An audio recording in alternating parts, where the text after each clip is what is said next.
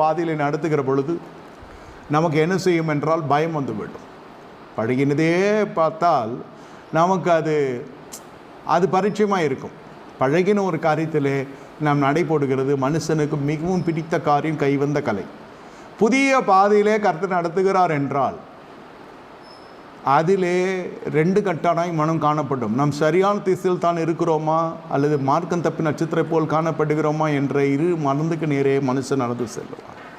எதிர்பாராத ஒரு பலவீனம், எதிர்பாராத ஒரு சூழ்நிலையில் வாழ்க்கையிலே நடைமுறைக்கு அப்பால் பட்டு காணப்படுது. ஒரு சரத்தில் உயிர் இருக்கிறது, உடல் இருக்கிறது, குடும்பம் இருக்கிறது, பிள்ளைகள் இருக்கிறார்கள். தேவன் நமக்கு கொடுத்தது எதுவுமே எடுக்கவில்லை. ஆனால் நம்மை கர்த்தர் கொஞ்சம் அமைதல் கொடுத்திருக்கலாம், இலைப்பாறுதல் கொடுத்திருக்கலாம், அமர செய்திருக்கலாம், கதவு அடைக்கப்பட்டிருக்கலாம், கதவு திறக்கப்பட்டிருக்கலாம். வேறு இடத்துக்கு கர்த்தர் நம்ம நகர்த்தி கொண்டு போகிற ஒரு புதிய அனுபவத்தின் வழியாக கர்த்தர் நடத்துகிறார். அது